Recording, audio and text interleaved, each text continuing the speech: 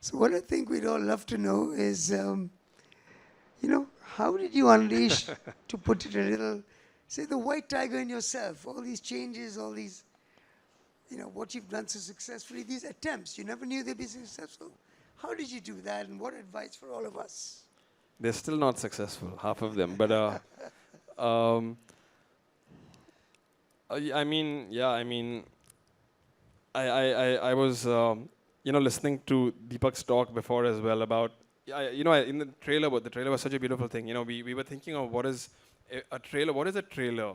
A trailer is a version of your movie, a version of anything.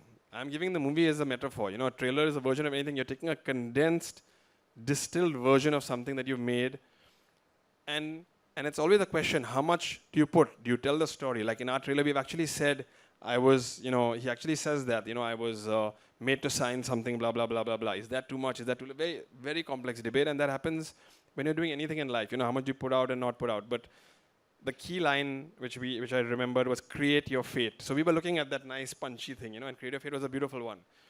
And I think for me, what I loved about the book so much and making the movie exactly is that, and the talk that you were talking about is that how do you condition yourself and how can you work towards creating your own fate? I mean, I don't have any answer. I mean, what helps me in life is stories, basically, because I think we all are storytellers in our hearts. We all, to your point of what Edie was asking was, because he said, so many things which even I don't remember all these things that I've if you look at my Wikipedia page, it's very confusing, basically. But when you do, I do business and I do art. So a lot of people ask me, how do you do both, or do you both? Or most people don't know I do business. They just think I do music and films because that's what people know about. Yeah.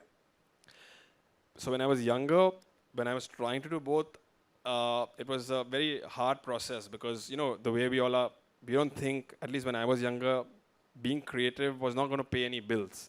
And if you can't pay any bills, you're dead. Simple fact of growing up. If you can't pay bills, you're dead. So how do you do it? But I couldn't help it because when you really want to do something, when you have that passion to do something, it just burns you up inside.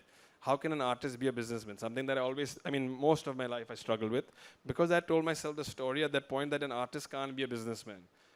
Over time you realize, and now with the internet, you can learn so much about people trying to do different things is a very normal thing now. So I think a key thing to answer your thing is what story do you tell yourself every day? Because every day subconsciously you're telling yourself something or the other. You don't realize it, but if you really think, you'll hear it in your head.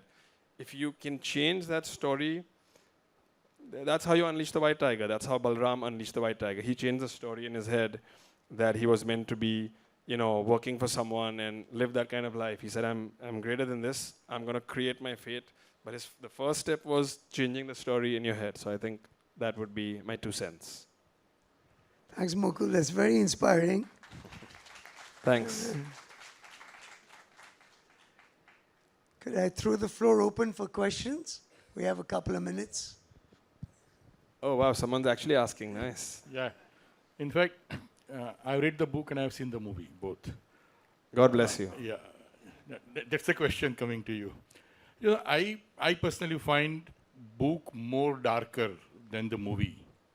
According to me, I have read that book. I'm a non-fiction guy, but one of the very few fictions I have read. Was it intentional just to remain a populist so that ultimately movie becomes a hit or something like that? And the second question could be related.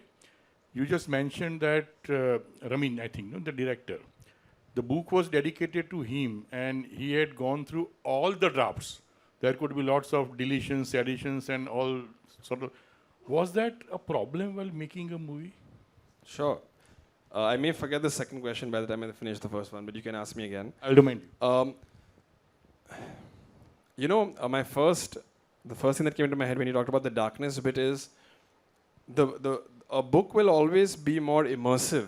That's the nature of books, because in the book, you are really in the head of Balram, which no matter how much you try in a movie, you can't do that, because that is how we consume film content versus books. When you read a book, like when I read the book, or any great book that we've read, you're in it, you're just immersed in it. So, and in the book, every little thing that he's thinking. In the movie, you have some things about what he's thinking. So I think that's really why you think the book is darker. For people who hadn't read the book, which is 90% of the people who watched the movie, it was pretty dark. And like I met a friend of mine's mother. Again, when we were in the lockdown in Alibag, there was only like 2 couples we could meet, and she was like, "Mukul, please sit down. I want to talk to you about your movie." And I said, "Sure, auntie." And she said,